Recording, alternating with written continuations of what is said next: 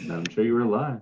Good evening, everyone, and welcome to May 31st Arts and Public Places Commission meeting at 7:05. We will call to order.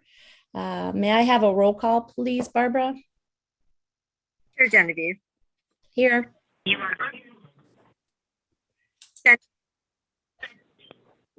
Here. Yep. David. David. Here. Krissa. Here. Cynthia. Here. I guess Jim. Here. And myself here. Fabulous. At this time, I'd like to ask for a motion to approve the agenda for this evening. This is David. I make a motion to approve the agenda. Thank you. Do I have a second? I second. Thank you. Did everybody have a chance to review the minutes from last month's meeting? That is, yes. Fabulous. Does anybody have any questions or concerns, comments for the minutes?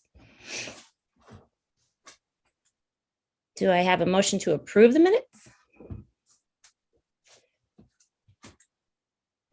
I'll make a motion to approve the minutes.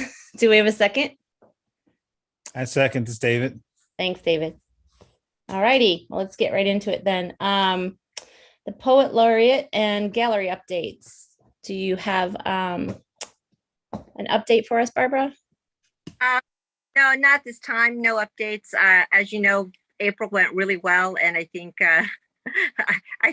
Maggie needs a little break. She's getting close to the school season, and we're going to meet again next month and talk about some summer programs. Awesome. I think she's going to do another one of the in-person poetry events, I think, coming up at Art Farm. Okay. Awesome.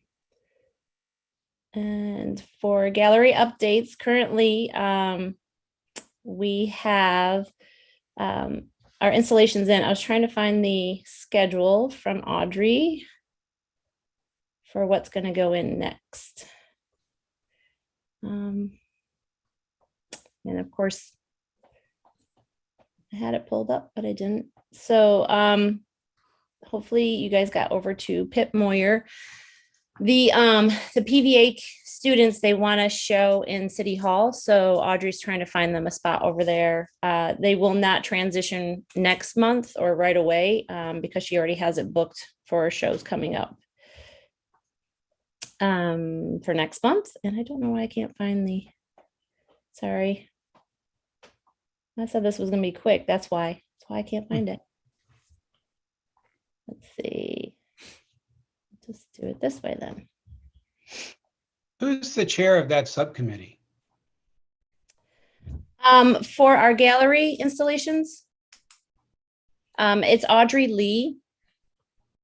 And I know her real well. Yes, and she does the curation and selection of the artists to hang. She gets paid $250 a show, and our shows, just to catch you up there, Jim, run just about every 2 months. She changes them.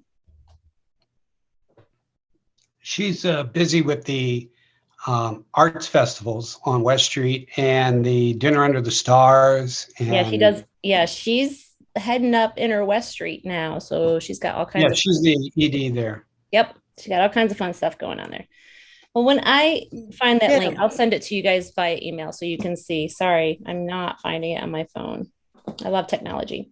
And just to clarify, she's not actually a member of our commission. She's not a commissioner. Yeah. She took the place of Arlene Berlin, who was doing that for many, many years on behalf of the commission. She expanded the galleries from City Hall to Pip Moyer and whatnot. So it is a lot of work. So we decided as a group and with the Office of Law to have someone outside of the commission to perform these duties.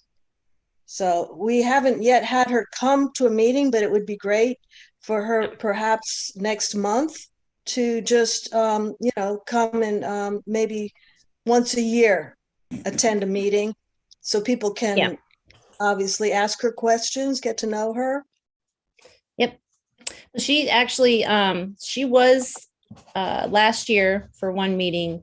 We got to meet her briefly, but she will be also presenting for Inner West Street because they have a request, and I don't know when.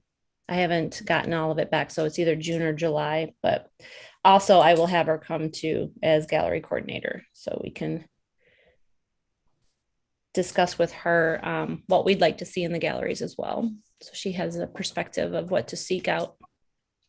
Thank you, Cynthia. Any other questions or comments about Poet Laureate or the gallery? Okay, then we will move on to proposed mural updates. I know that the Eva Cassidy mural has moved forward. Jeff has a projected date of July, I believe, sometime in July to have that finished. He is also going to help Joe Carr present a new mural concept, and I believe in June. So he's getting that proposal together, and when I get it, I'll send it out to everybody, but I don't have that yet. I talked to him again this weekend, so they want to move forward with that.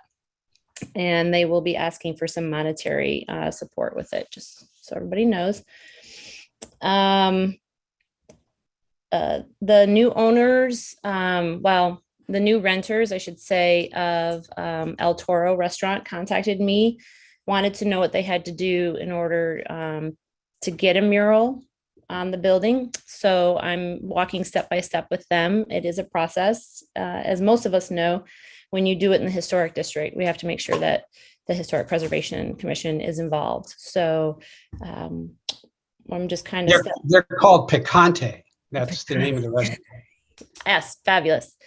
So we're walking them through, and hopefully I'll have an update next month on what's happening there.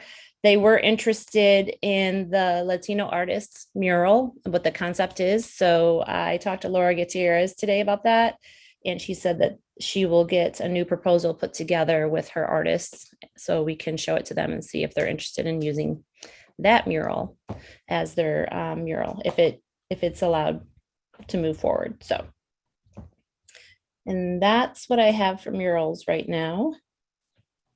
Any questions or comments about murals? Okay. Well, our grants. Hold on, I'm sorry, I couldn't Go get ahead. off mute. Go ahead. You know, there's some emails going on last week about the gentleman and getting paid who was doing the mural. Did that ever get sorted out? So procurement is telling me that his check's going to be cut this Thursday. That's all I can go on. And so when Thursday comes, I'll double check and hopefully it's cut. And once it's cut, he can go down there and pick it up. So Cool, okay. Yeah. Good. I'm keeping in touch with James, and I think we'll be all set hopefully this week. Cool. Thank you. Grant updates. Joe is not here. I am sending him a few opportunities for him to review to see if we're eligible for some grant deadlines that happen later this summer and into the fall.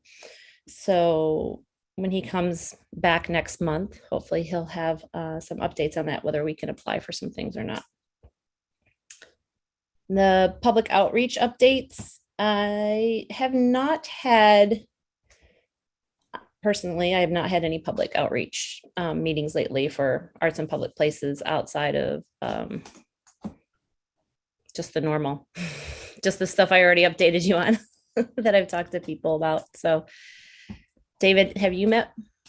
Did have a brief kind of impromptu meeting with Jan Lee from Kunta Kinte. I guess she will probably be asking you at some point in time when I let her know that we're kind of taking hiatus until our budget kind of gets sorted out. So she will probably maybe contact us in the next few weeks, next month or so, just to inquire about funding for Kunta Kinte, which is coming up in September. Okay.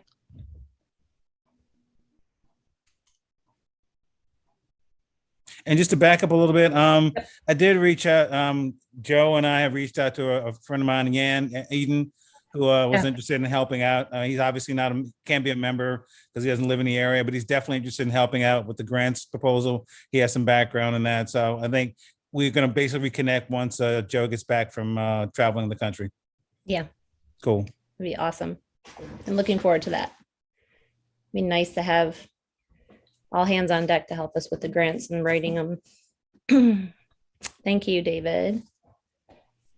Okay, the update on the budget is I'm still waiting for the correction to our funds. I believe it was approved from what I'm told from our council members. So the correction will be in there, and then, we'll know soon to what the fiscal year for 2023 will look like starting on July 1st. So as far as I know, there's been no objection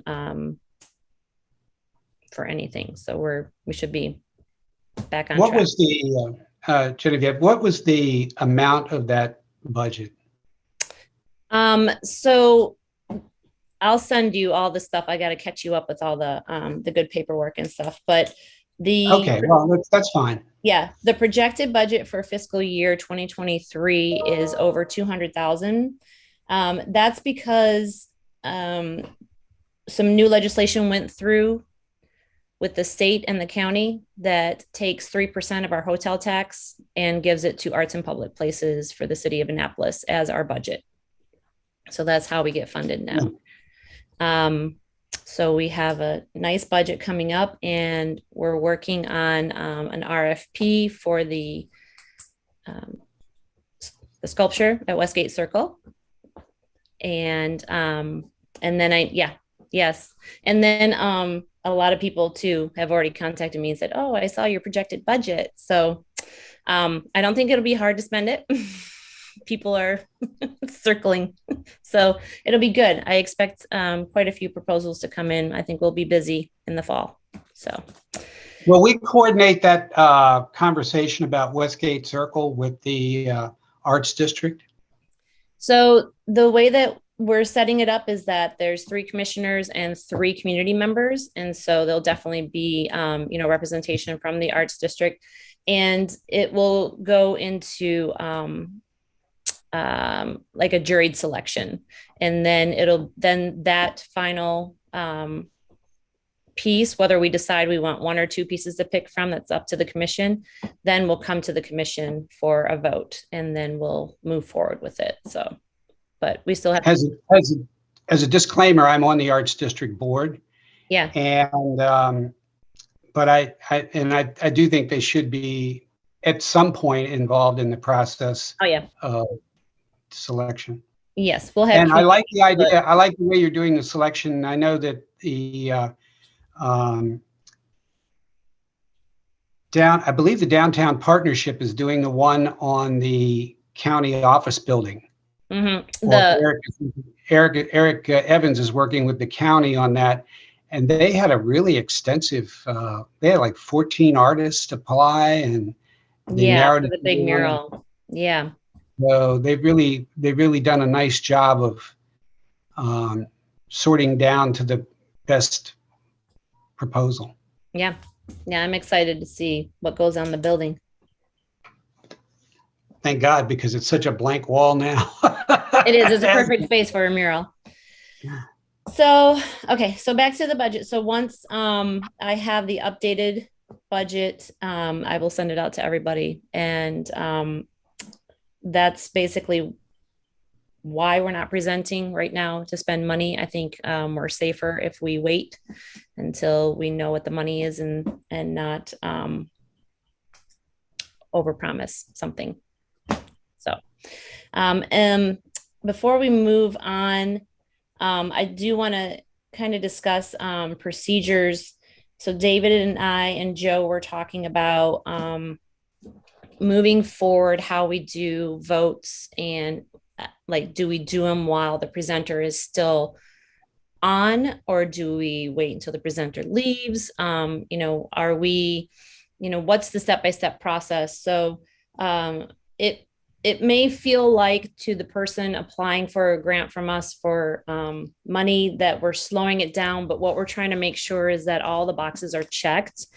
So a couple times, it's not that things have been rushed through, but we haven't verified that somebody can be a vendor with the city, and we approved money, and then we weren't able to pay it out because they couldn't be approved vendor because they had issues with their state taxes, or other things that make them not qualified with the city. So we're gonna just make sure that the process is, if they would like to come present, first we do make sure that they're either already an approved vendor, or that we get their information, the vendor applications, make sure that they are approved. Then we schedule them to come to a meeting.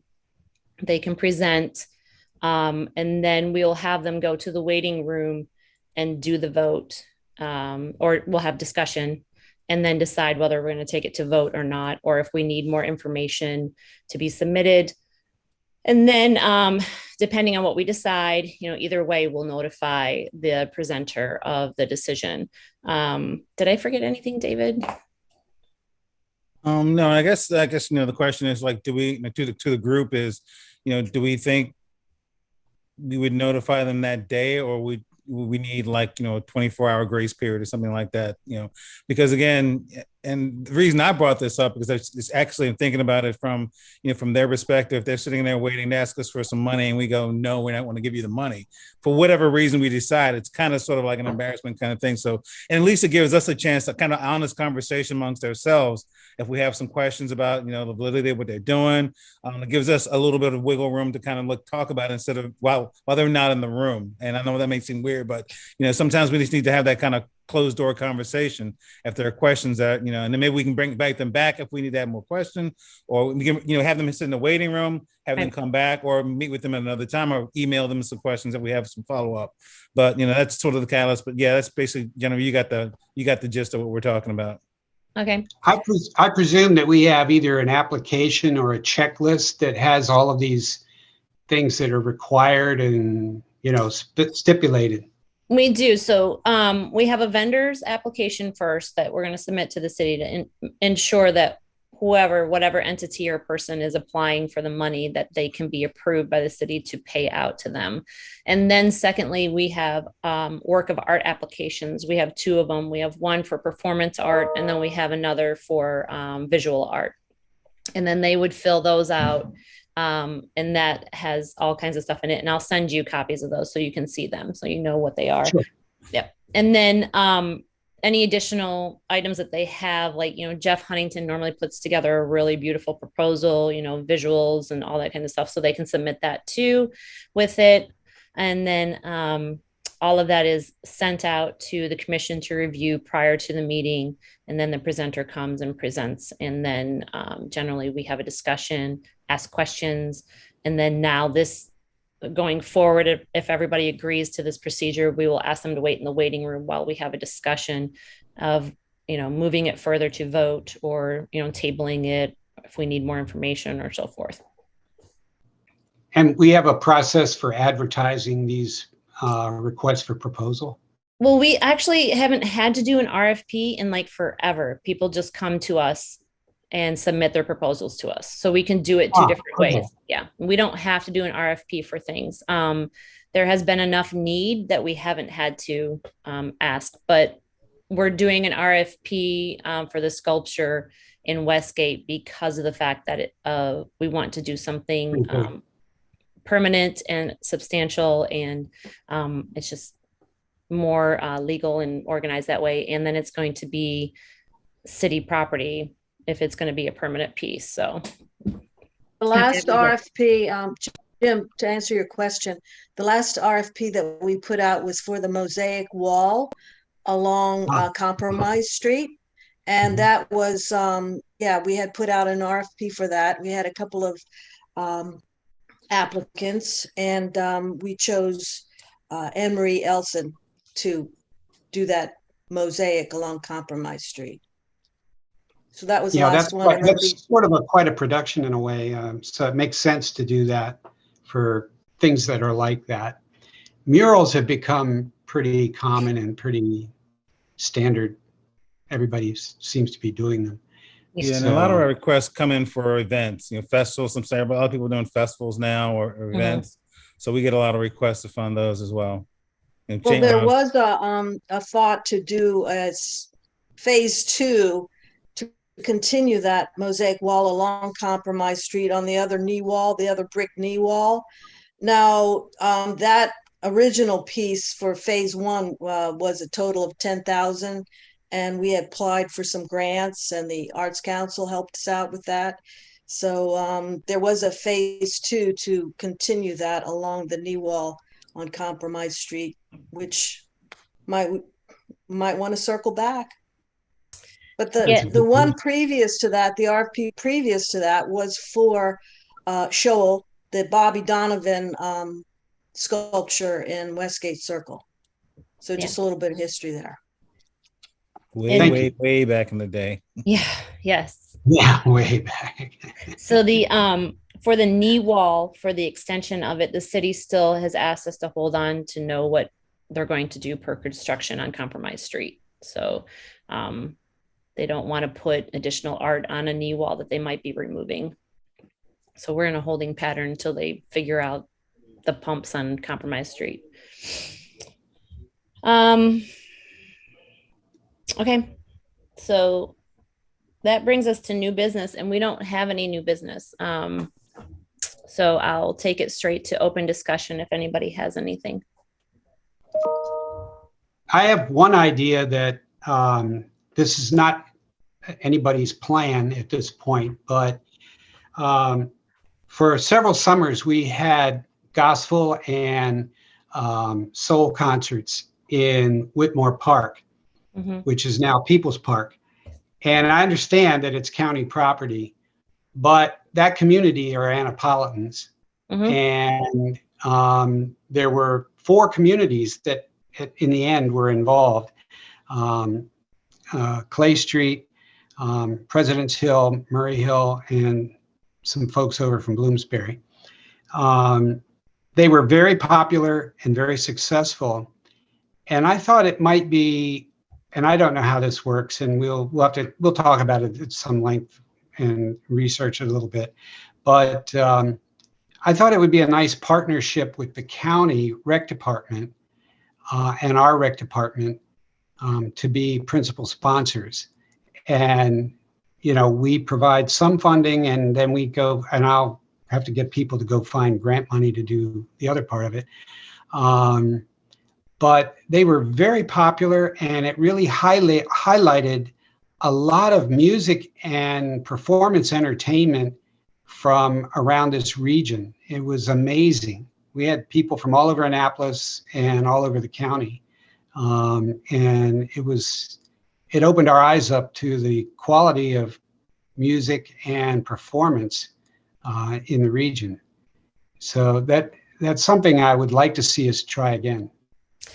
I actually maybe, believe that's maybe we can have a role in it. Yeah, and I actually believe that's part of Audrey's proposal to us is doing the partnership with the county to have concerts over there. So yeah, so we'll see what she brings over. But yes, we would have to, you know, get the county on board. I know it's been kicked back and forth with them in discussion a couple times. So we'll just have to drive it home, make it a thing. Yeah, I agree, Jim. That really does need to be brought back. It was really dynamic. It was really great. So we also have sponsored or, you know, collaborated with Chambers Park for their concert series in the summer. Sure. And we traditionally provide, you know, a certain amount to help pay for their musicians. That also has been a big collaboration throughout the year. So I don't know what the summer concert series for Chambers Park, if it's if we've decided to donate to their series. Usually Lon or someone would come and, you know, make a request. So do we know anything about their summer concert series? So I will send some information off public airwaves about that and fill you guys in. Okay. Thank you. Yep. And then last year we had the concert on West Street, and we did provide funding for that as well when we had the oh gosh, what was the name of that night? And I can't remember it now, but we had the gospel group. What was that, Jim? When we had it on West Street, it was like, Was that Dinner Under the Stars? so it wasn't Dinner Under the Stars. We did give some funding to Dinner Under the Stars too, but there was Catherine organized a separate concert series, and we had that one night. I think it was in September or something, and they had the gospel bands and stuff, and we gave funding for that too. So Yeah, she's developed some relationships with them, and we did it with Larry Griffin, and he's no longer able to do that sort of thing. But also Mooney Day, who sings in many of the groups, and he was really instrumental in rounding up some talent for us initially.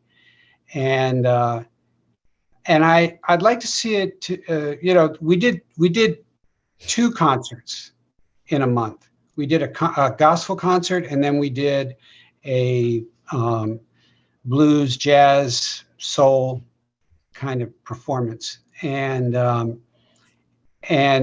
they were just, they were over the top. Mhm.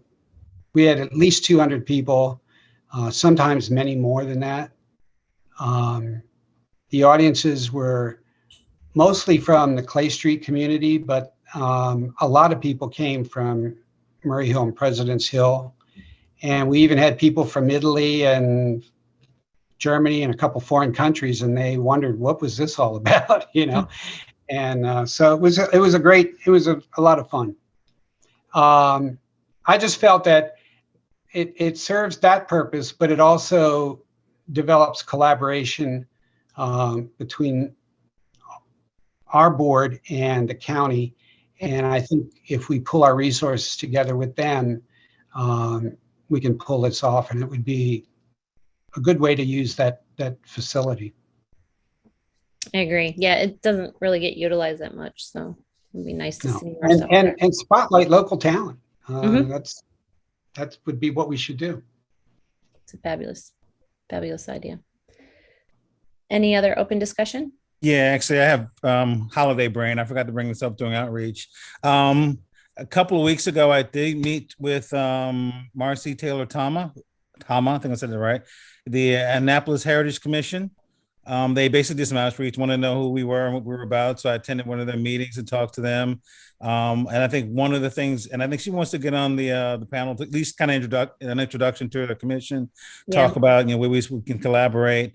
I think there's some signage. One of their key initiatives right now is some signage at the Eastport Bridge that is historically inaccurate. So they're talking amongst themselves as to how to repair that, either replace the sign or fix the sign or something to that effect, and may require some funding from us. So at some point in time, when we're ready to kind of open the door open for folks to come in, Marjorie would definitely like to come on board and introduce herself and talk about their commission to us, and ways we can collaborate and strengthen that community of artists in the area. So forgot to bring that up during the outreach. That seems like David, there's a little bit of history there. Now the National Park Service has worked with the Rochambeau Trail for many, many years, decades maybe.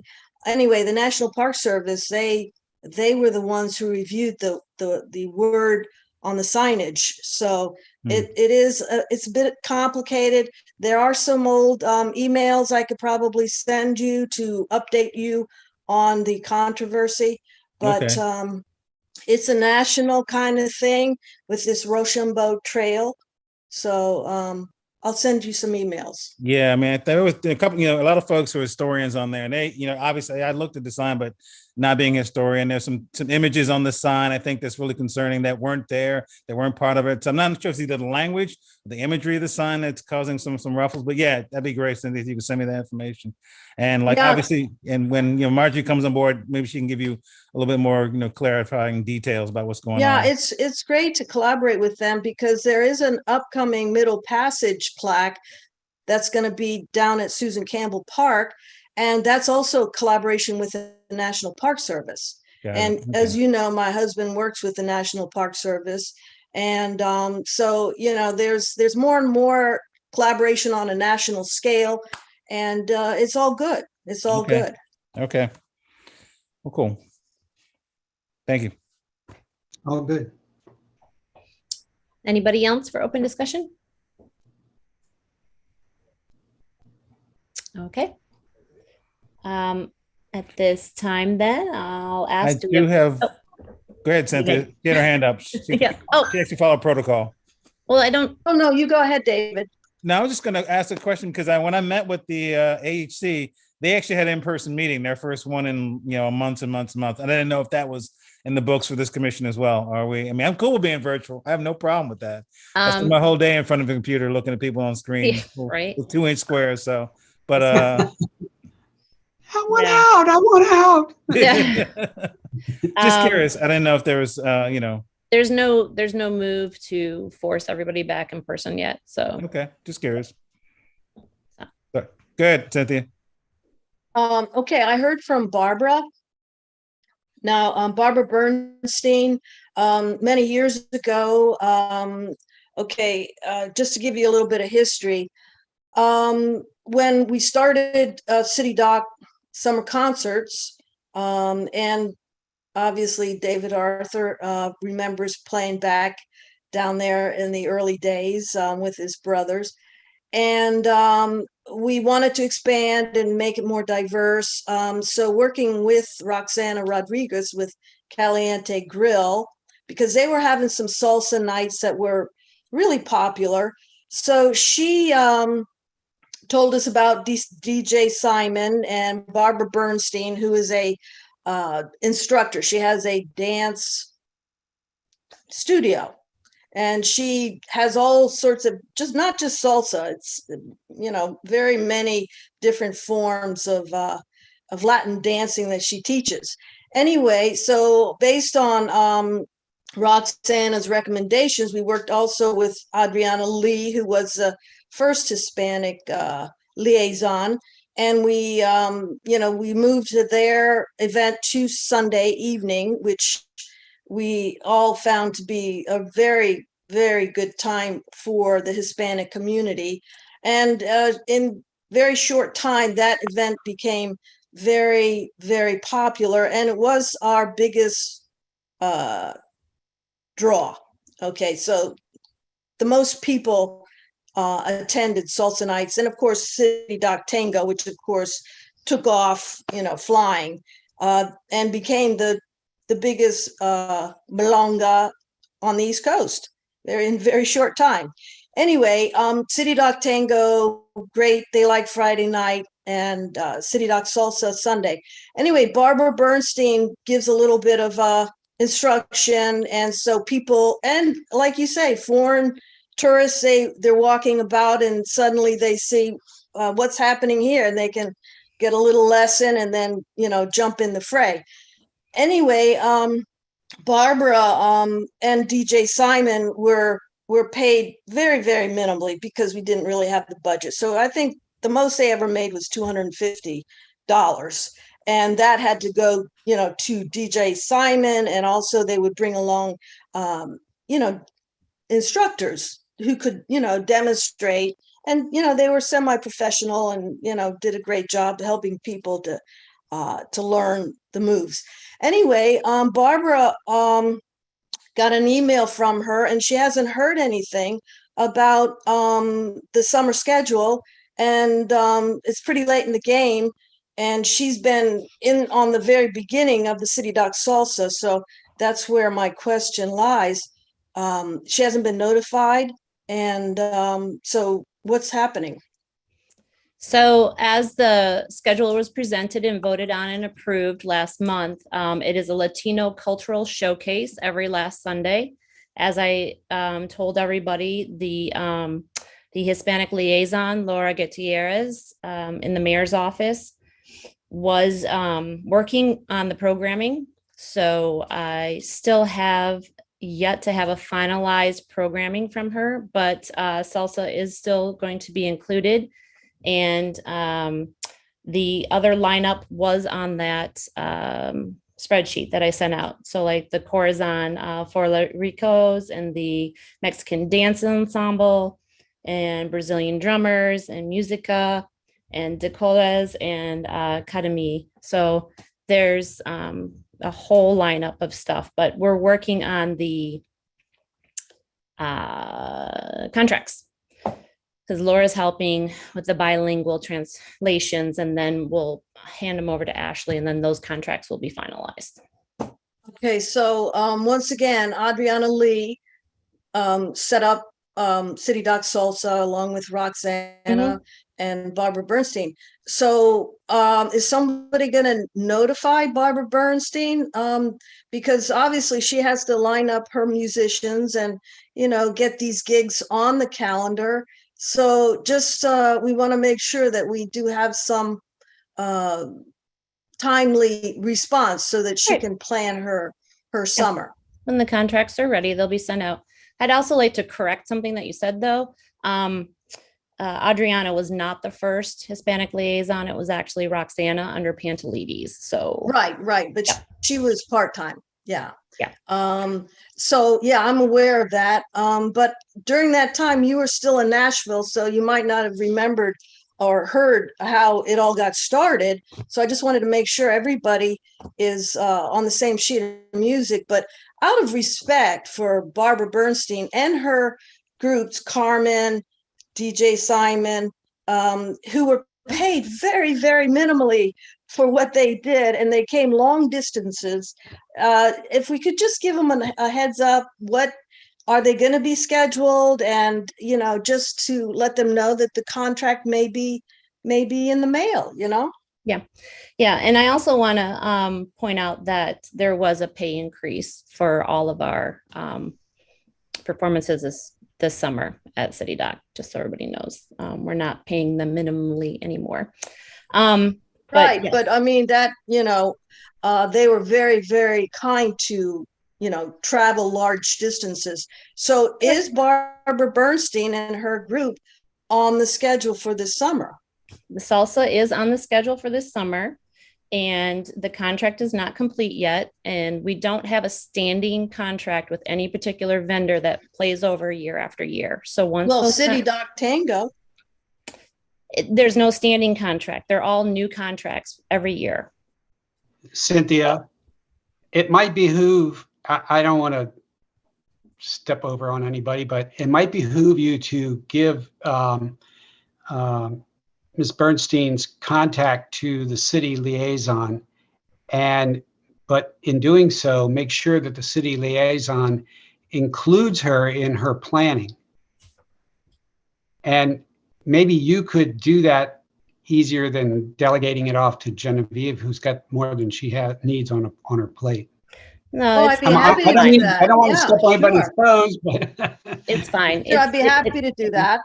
It's being taken care of. So thank you, though. Okay. Well, could you just shoot an email to Barbara Bernstein just to give her I'll send another one to her. Yes, I'll contact her.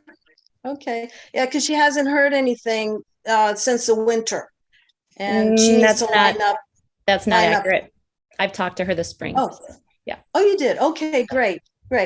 Okay, well, that's great. So, yeah, so she can let her folks know and to get their gigs lined up on their calendars. Yep.